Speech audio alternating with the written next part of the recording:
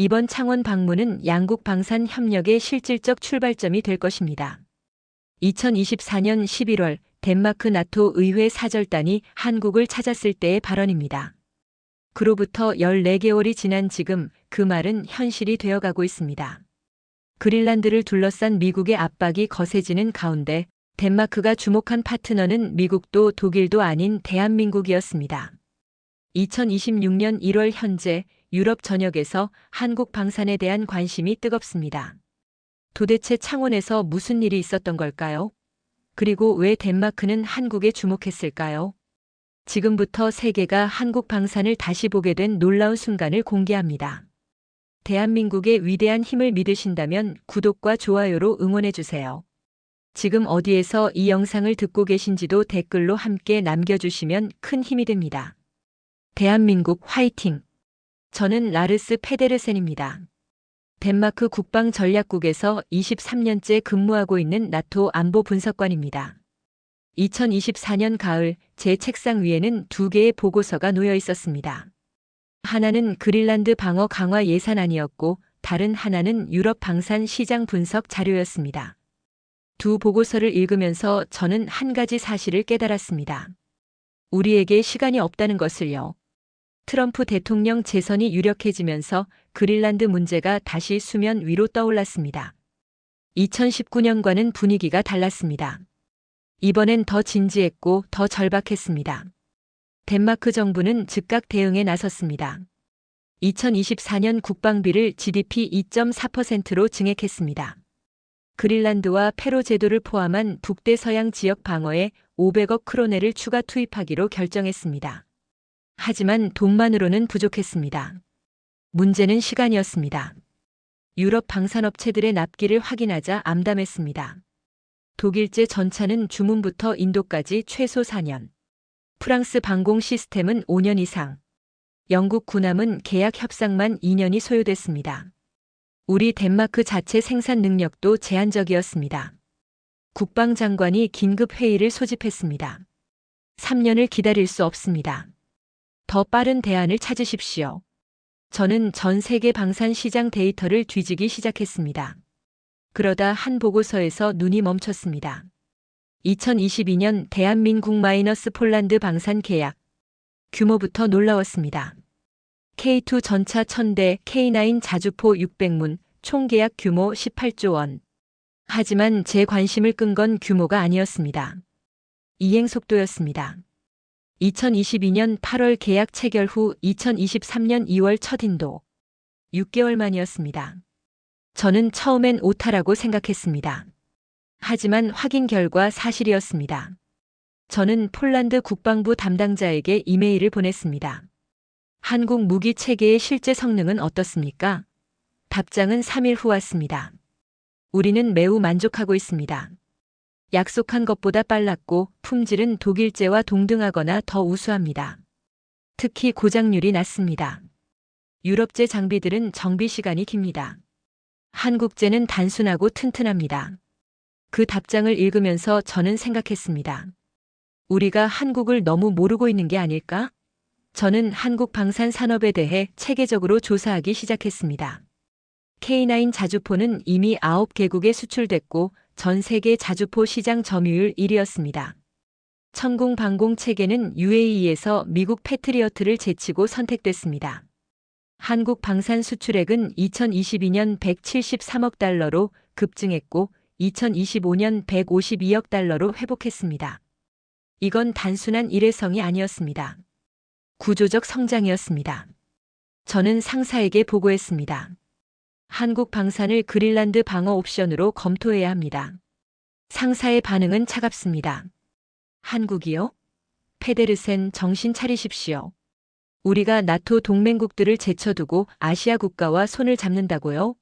워싱턴이 뭐라고 하겠습니까? 저는 준비한 자료를 펼쳤습니다. 워싱턴은 대안을 제시하지 못하고 있습니다. 독일과 프랑스는 납기를 보장하지 못합니다. 우리에게는 시간이 없습니다. 하지만 그는 고개를 저었습니다. 이건 기술 문제가 아니라 정치 문제입니다. 한국 카드를 꺼내는 순간 우리는 나토 내에서 고립될 겁니다. 저는 그날 밤 잠을 이루지 못했습니다. 그의 말이 틀린 건 아니었습니다. 덴마크는 작은 나라였습니다. 강대국들의 눈치를 보지 않을 수 없었습니다. 하지만 그린란드는 우리 땅이었습니다. 우리가 지킬 방법을 찾아야 했습니다. 며칠 후 저는 다른 접근을 시도했습니다. 비공식 경로로 폴란드 국방부 실무자와 화상 통화를 했습니다. 그에게 솔직하게 물었습니다. 한국을 선택한 걸 후회하지 않습니까? 그는 웃었습니다. 페데르센, 우리가 왜 후회하겠습니까? 독일은 우리에게 4년을 기다리라고 했습니다. 한국은 6개월 만에 전차를 보냈습니다. 러시아가 우크라이나를 침공했을 때 우리에게 시간이 있었습니까? 한국이 없었다면 우리는 지금도 빈손이었을 겁니다. 그의 목소리에는 확신이 있었습니다. 저는 물었습니다. 나토 동맹국들의 반응은 어땠습니까? 그가 답했습니다. 처음엔 비난했습니다. 배신이라고까지 했습니다. 하지만 지금은 다릅니다. 우리 K2 전차를 보고 영국이 물어봤습니다. 루마니아도 관심을 보였습니다. 결과가 말하게 하십시오. 그 통화를 마치고 저는 확신했습니다. 한국 카드를 포기할 수 없다고. 2024년 4월 덴마크 국방무관이 한국을 비공식 방문했습니다. 저는 그에게 부탁했습니다. 모든 걸 확인해 주십시오. 폴란드가 틀렸을 가능성도 있습니다. 그가 돌아와서 제출한 보고서는 저를 놀라게 했습니다. 한국은 우리 예상보다 훨씬 앞서 있습니다. 직접 확인이 필요합니다. 그는 경기도 포천에서 K2 전차 실사격을 봤다고 했습니다. 영하 15도 혹한 속에서도 문제없이 작동했고 창원 현대로템 공장에서는 한 달에 전차 10대를 생산하고 있었다고 했습니다. 독일은 한 달에 2대 수준이었습니다. 무관은 특히 한 가지를 강조했습니다. 한국 엔지니어들의 태도였습니다. 그들은 수출을 위해 무기를 만드는 게 아니라 자국 군대가 최전선에서 사용할 무기를 수출하고 있었습니다. 품질에 대한 자부심이 달랐다고 했습니다. 저는 더 이상 기다릴 수 없었습니다. 국방위원회에 제안서를 제출했습니다. 덴마크 의회 차원에서 한국 방산 시설을 직접 시찰할 것을 건의했습니다. 하지만 반대가 만만치 않았습니다. 국방위원회 회의실은 논쟁의 장이 됐습니다. 보수파 의원이 목소리를 높였습니다. 우리가 70년 동맹을 저버리고 한국과 손을 잡는다고요? 미국이 뭐라고 하겠습니까? 독일은 어떻게 받아들이겠습니까? 이건 나토 분열을 초래할 겁니다. 다른 의원이 거들었습니다. 한국 무기가 정말 그렇게 좋다면 왜 미국은 사용하지 않습니까? 왜 독일은 주문하지 않습니까? 폴란드는 급했기 때문에 선택한 겁니다. 우리까지 그럴 필요는 없습니다. 저는 침착하게 반박했습니다. 그럼 의원님들께 묻겠습니다. 미국이 그린란드를 위해 무기를 제공하겠다고 약속했습니까? 독일이 2년 안에 납품을 보장했습니까? 우리에게 시간이 있습니까? 회의실이 조용해졌습니다. 제가 이어 말했습니다. 한국은 폴란드에 6개월 만에 전차를 보냈습니다. 이건 사실입니다. 폴란드는 추가 계약을 체결했습니다. 이것도 사실입니다. 우리가 확인해야 할 건 한국이 좋으냐 나쁘냐가 아닙니다. 한국이 우리를 도울 수 있느냐입니다. 율렌센 위원장이 끼어들었습니다. 페데르센의 말이 일리가 있습니다. 최소한 확인은 해봐야 합니다. 방문단을 구성해 직접 확인하고 판단합시다. 투표 결과 제안은 간신히 통과됐습니다. 하지만 조건이 붙었습니다. 방문은 비공식으로 진행할 것, 언론에 공개하지 말 것, 결과가 만족스럽지 않으면 즉시 중단할 것. 저는 그 조건들을 받아들였습니다. 일단 가는 게 중요했습니다. 한국을 직접 보면 의심은 사라질 것이라고 확신했습니다. 2024년 11월 6일 역사적인 방문이 성사됐습니다. 피터 율렌센 덴마크 나토 의회 위원장을 포함한 6명의 의원단이 한국을 찾았습니다. 미카엘 헤니티 빈터주한 덴마크 대사도 동행했습니다. 저도 실무 분석관으로 수행단에 포함됐습니다. 하지만 의원단 내부에도 회의론자들이 있었습니다. 출국 전 공항 라운지에서 한 의원이 저에게 말했습니다. 페데르센 솔직히 기대하지 않습니다. 폴란드는 급한 불을 끄려고 타협했을 겁니다. 우리는 다릅니다. 엄격하게 평가할 겁니다. 저는 답했습니다. 그렇게 하십시오. 저도 그걸 원합니다. 우리의 목적지는 경상남도 창원이었습니다. 한국의 방산 수도라 불리는 이곳은 제 예상을 완전히 뛰어넘었습니다. 창원 특례시청에서 먼저 브리핑을 받았습니다. 장금용 시장 권한대행이 직접 설명했습니다. 창원은 한국 방산의 70%가 집중된 곳입니다. 한화에어로스페이스, 현대로템, 두산, LI진엑스원 등 주요 방산 기업들이 모두 이곳에 있습니다. 협력 업체까지 포함하면 300개 이상의 기업이 30km 반경 안에 모여 있습니다. 회의적이던 의원이 물었습니다. 그래서 생산 능력이 얼마나 됩니까? 실제로 폴란드의 약속을 지켰습니까? 장권한 대행이 침착하게 답했습니다. 2022년 8월 폴란드와 계약했습니다. 2023년 2월 첫 번째 K2 전차 인도를 완료했습니다. 6개월입니다. 2024년 현재까지 계약 이행률 98%를 유지하고 있습니다. 수치로 답하겠습니다. 첫 번째 방문지는 한화에어로스페이스였습니다.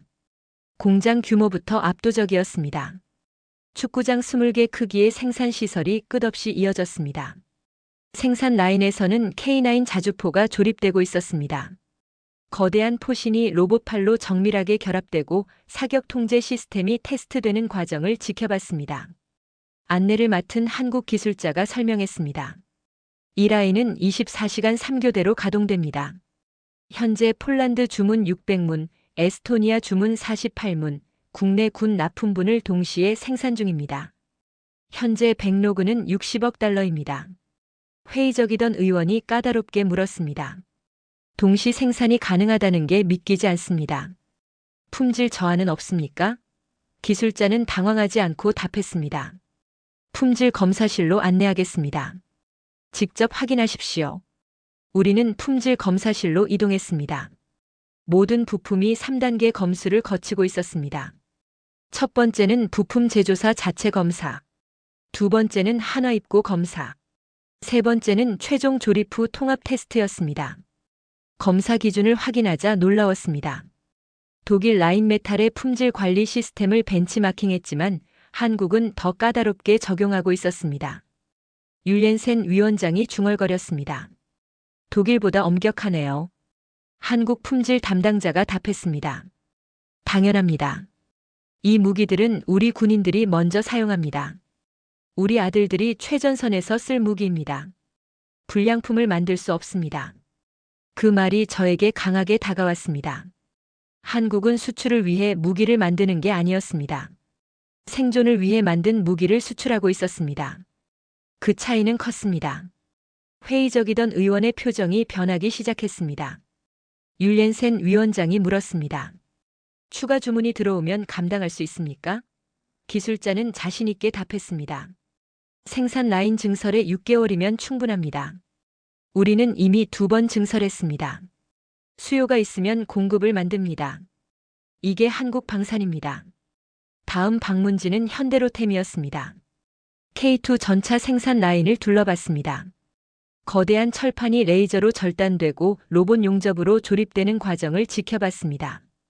복합 장갑이 밀리미터 단위로 정밀하게 부착되고 사격 통제 시스템이 통합되는 모습을 봤습니다.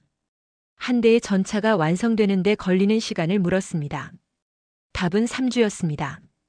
독일 레오파르트는 8주가 걸렸습니다. 의원 중 한 명이 의심스럽다는 표정으로 물었습니다. 속도를 우선하면 품질이 떨어지는 게 당연 아닙니까? 저는 한국 생산 책임자에게 물었습니다. 어떻게 이렇게 빠를 수 있습니까? 그는 답했습니다. 우리는 70년 동안 북한과 대치해왔습니다. 빨리 만들지 않으면 안 됩니다. 그리고 비결이 하나 더 있습니다. 처음부터 제대로 만들면 시간이 절약됩니다. 유럽 업체들은 설계를 자꾸 바꿉니다. 고객 요구에 맞춰 수정하고 또 수정합니다. 우리는 설계 단계에서 완벽하게 맞춥니다. 그래서 생산이 빠릅니다. 그 설명이 논리적이었습니다. 우리는 별도 상황실로 이동했습니다. 거기서 K2 실사격 영상을 봤습니다. 폴란드에서 2023년 촬영된 영상이었습니다. 영하 30도 혹한 속에서 K2가 기동하고 있었습니다. 눈보라가 치는 가운데서도 전차는 정확히 목표물을 향해 움직였고 포탄은 2km 거리의 표적을 정확히 명중시켰습니다. 율옌센 위원장이 말했습니다. 그린란드는 이보다 더 춥습니다. 영하 40도까지 내려갑니다. 가능하겠습니까? 현대로템 기술 담당자가 자신있게 답했습니다. K9 자주포는 노르웨이에서 영하 40도 시험을 통과했습니다. K2도 동일한 극지 사양 개발이 가능합니다. 6개월이면 시제품이 나옵니다. 그날 오후 우리는 한국방위사업청 관계자들과 비공식 면담을 가졌습니다. 우리가 필요한 품목들을 나열했습니다. 극지용 자주포, 이동식 방공 시스템, 장거리 레이더, 무인 감시 체계, 극한 환경 작동 장갑차. 한국 측은 메모하면서 들었습니다. 그리고 이틀 후 예비 답변이 왔습니다. 모든 품목이 공급 가능하다는 내용이었습니다. K9 자주포 극지 사양, 천국-2 방공 체계, 국산 장거리 감시 레이더 K808 장갑차 등 각 품목별 예상 가격과 납기까지 적혀 있었습니다. 유럽 업체들이 6개월 걸려 제출하는 수준의 자료가 이틀 만에 나왔습니다.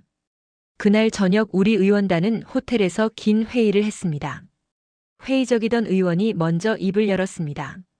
솔직히 말하겠습니다. 저는 이번 방문에 반대했습니다. 한국을 신뢰하지 않았습니다. 하지만 오늘 본 건 제 예상을 완전히 뒤엎었습니다. 그들은 진짜였습니다. 다른 의원들도 동의했습니다. 생산 능력도 확인됐고 품질 관리도 검증됐으며 납기도 믿을만했습니다. 무엇보다 그들의 태도가 인상적이었습니다. 돈을 벌기 위해 무기를 파는 게 아니라 함께 지키기 위해 협력하려는 자세였습니다. 율옌센 위원장이 정리했습니다. 코펜하겐으로 돌아가면 본격적인 협상을 시작해야 합니다. 하지만 나토 동맹국들의 반발이 만만치 않을 겁니다. 준비해야 합니다. 이런 실화 기반 이야기 그리고 세계가 한국을 다시 보게 된 순간들이 의미 있다고 느껴지신다면 지금 구독 한 번만 눌러주세요. 끝까지 보시면 왜 이 선택이 판을 바꿨는지 알게 됩니다. 창원 방문 후 일주일 뒤 장금용 창원시장 권한대행이 공식 논평을 냈습니다. 이번 방문이 양국 간 방산 협력의 실질적 출발점이 될 것입니다. 창원은 지상무기, 항공, 해양 등 전 방산 분야의 공급망이 가장 잘 구축된 도시입니다. 최근 국제안보 환경이 급변함에 따라 첨단 기술 협력과 방위산업 간 네트워크 구축이 무엇보다 중요합니다. 그 말은 과장이 아니었습니다. 우리가 직접 확인했습니다. 저는 코펜하겐으로 돌아와 종합보고서를 작성했습니다. 핵심 내용은 명확했습니다. 한국의 생산 능력은 검증됐고 품질은 유럽 최상급이며 납기는 절반 수준입니다. 극지 환경 적응 기술 보유가 확인됐고 30년 장기 유지보수 체계 구축이 가능합니다. 보고서를 제출한 건 2024년 11월 말이었습니다. 그리고 12월 상황이 급변하기 시작했습니다. 트럼프 당선인이 공개적으로 그린란드 매입 의사를 재천명했습니다. 이번에는 더 구체적이었습니다. 군사적 수단도 배제하지 않겠다는 발언까지 나왔습니다. 덴마크 정부는 비상체제에 돌입했습니다. 제 보고서는 국방부 최고위급 회의에 상정됐습니다. 하지만 반대는 예상보다 거셌습니다. 국방부 내부 회의에서 한 고위 관료가 강하게 반발했습니다. 한국과 협력한다는 소식이 새어나가는 순간 우리는 나토 내에서 배신자 취급을 받을 겁니다. 미국이 가만히 있을 것 같습니까? 독일이 용납하겠습니까? 이건 동맹 파괴 행위입니다. 하지만 국방장관은 침착했습니다. 그럼 대안이 있습니까? 미국이 3개월 안에 무기를 제공하겠다고 약속했습니까? 독일이 1년 안에 납품을 보장했습니까? 우리에게 시간이 있습니까? 회의실이 조용해졌습니다. 장관이 이어 말했습니다. 우리는 그린란드를 지켜야 합니다. 말로가 아니라 실제로 지켜야 합니다. 한국은 그걸 할 수 있다는 걸 창원 방문단이 확인했습니다. 정치적 부담은 제가 지겠습니다.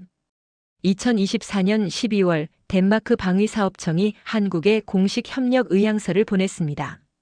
그린란드 및 북극권 방어를 위한 무기 체계 도입, 극지 작전 능력 강화, 장기 유지보수 협력 체계 구축을 명시했습니다.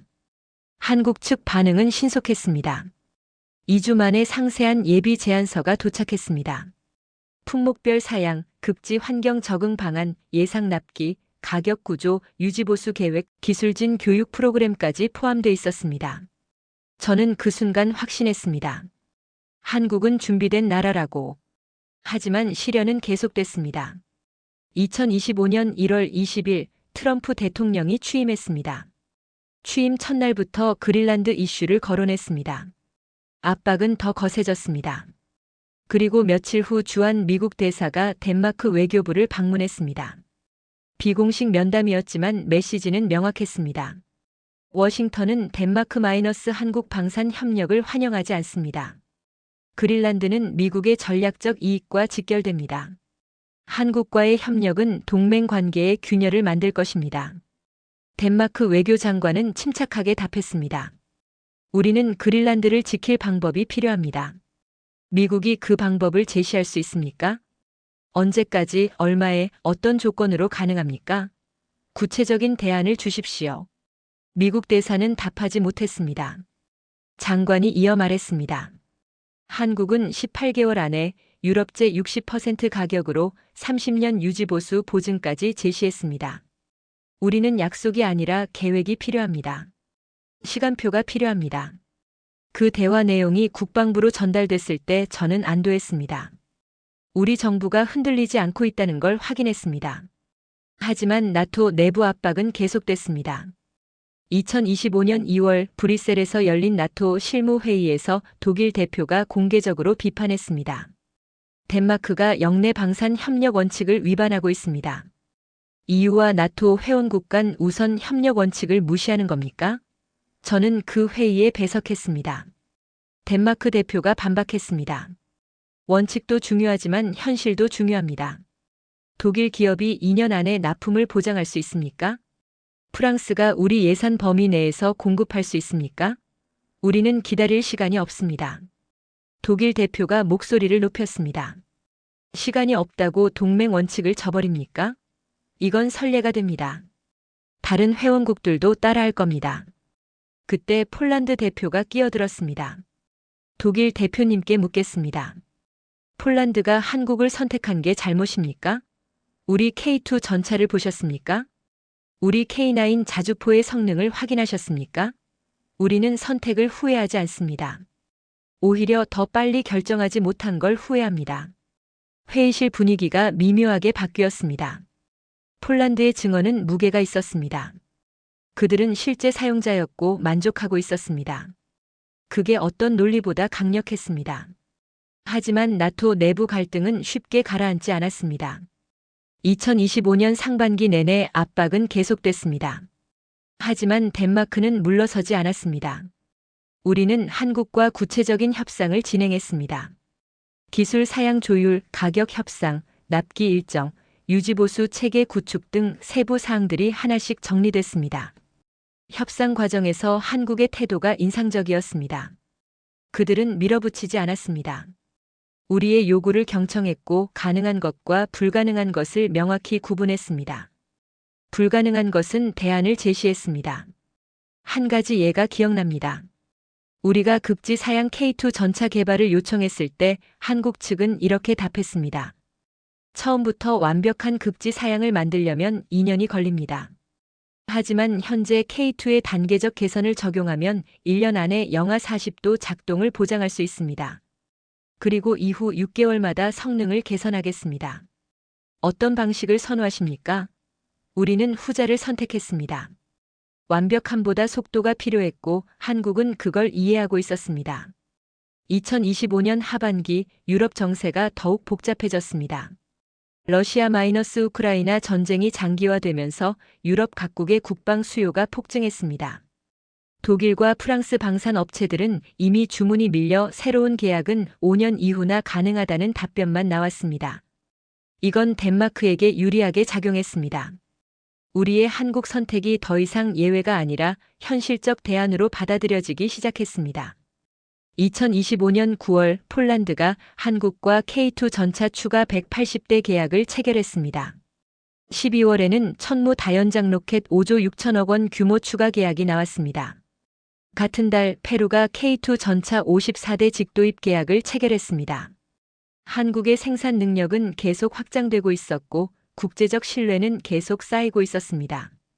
그리고 2025년 12월 결정적 순간이 왔습니다. 루마니아가 K2 전차 도입을 공식 발표했습니다. 불가리아 대통령이 윤석열 대통령과의 면담에서 방산 협력 의사를 공개적으로 밝혔습니다. 한국 방산은 이제 유럽에서 의심의 대상이 아니었습니다. 검증된 선택지였습니다. 2026년 1월 현재 저는 이 글을 쓰고 있습니다. 덴마크와 한국의 협력은 최종 단계에 있습니다. 계약 체결 시기는 아직 공개할 수 없지만 협상은 거의 마무리됐습니다. 돌이켜보면 2024년 가을 제 책상 위에 놓인 두 개의 보고서에서 시작된 여정이었습니다.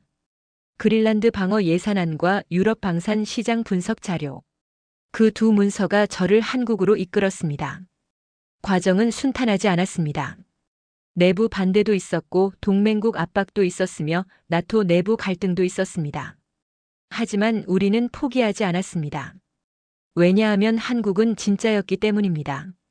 창원에서 본 공장이 진짜였고 폴란드의 증언이 진짜였으며 계약 이행 실적이 진짜였습니다. 제가 한국에서 본 건 공장만이 아니었습니다. 70년간 최전선을 지켜온 나라의 각오를 봤습니다. 전쟁을 준비하며 평화를 지켜온 나라의 기술을 봤습니다. 말이 아니라 생존으로 증명된 무기 체계를 봤습니다. 한국의 강점은 무엇이었을까요? 기술이 아니었습니다. 기술은 유럽도 가지고 있습니다. 한국의 강점은 실행이었습니다. 약속을 지키는 능력이었습니다. 빠르게 만들고 정확하게 납품하고 책임지고 유지하는 시스템이었습니다. 폴란드가 그걸 증명했습니다. 계약 후 6개월 만에 첫 전차가 도착했습니다. 약속한 품질이 지켜졌습니다. 고장률은 예상보다 낮았습니다. 사후 지원은 약속보다 빨랐습니다. 그래서 폴란드는 추가 계약을 했고 루마니아가 주목했으며 불가리아가 관심을 보였고 에스토니아가 확신했습니다. 결과를 낳았습니다. 저는 지금도 기억합니다. 창원 한화공장에서 만난 한국 엔지니어의 말을요. 우리 무기는 우리 아들들이 씁니다. 불량품을 만들 수 없습니다. 그 말 속에 모든 게 담겨 있었습니다. 한국이 왜 빠른지, 왜 정확한지, 왜 믿을 수 있는지. 그들은 수출을 위해 무기를 만드는 게 아니라 생존을 위해 만든 무기를 수출하고 있었습니다. 그 차이가 품질을 만들었고 그 품질이 신뢰를 만들었으며 그 신뢰가 계약을 만들었습니다. 2026년 1월 현재 그린란드를 둘러싼 긴장은 계속되고 있습니다. 미국의 압박은 여전합니다. 하지만 덴마크는 이제 준비되어 있습니다. 우리에게는 플랜이 있습니다. 그리고 그 플랜의 중심에 한국이 있습니다. 세계는 변하고 있습니다. 힘의 기준이 크기에서 속도로 바뀌고 있습니다. 역사에서 실행으로 바뀌고 있습니다. 말에서 결과로 바뀌고 있습니다. 강대국은 힘으로 압박했지만 한국은 작동하는 시간표로 판을 뒤집었습니다. 한국은 작은 나라가 아니었습니다. 작게 보는 시선이 있었을 뿐입니다. 세계 10대 경제 대국, 조선 1위, 반도체 1위, 배터리 1위, 그리고 이제 방산 강국. 2022년 방산 수출 세계 9위에서 2025년 현재 5위권. 2027년 목표는 4위입니다. 그 목표가 이제 허황되지 않습니다. 2024년 11월 6일 덴마크 의회 사절단이 창원을 방문한 그날. 그날이 한국 방산 역사의 중요한 전환점이 될 것입니다. 폴란드가 첫 번째 문을 열었습니다. 덴마크가 두 번째 문을 열고 있습니다. 루마니아가 세 번째 문을 두드리고 있고 불가리아가 네 번째 문 앞에 서 있습니다. 그 뒤에 얼마나 많은 나라들이 줄을 서게 될지 우리는 아직 모릅니다. 하지만 한 가지는 확실합니다. 세계는 이제 한국을 다르게 보고 있습니다. 지원받던 나라가 아니라 함께 지킬 수 있는 동맹으로, 작은 나라가 아니라 믿을 수 있는 파트너로. 그 변화의 순간을 우리는 지금 목격하고 있습니다. 14개월 전 창원에서 시작된 대화가 지금 유럽 전역으로 퍼져나가고 있습니다. 그리고 그 대화의 중심에는 한 가지 진실이 있습니다. 한국은 약속을 지킨다는 것. 오늘 이 이야기가 감동이었다면 구독과 좋아요 부탁드립니다. 대한민국의 자랑스러운 순간들을 계속 전해드리겠습니다. 지금까지 별빛 사연소였습니다.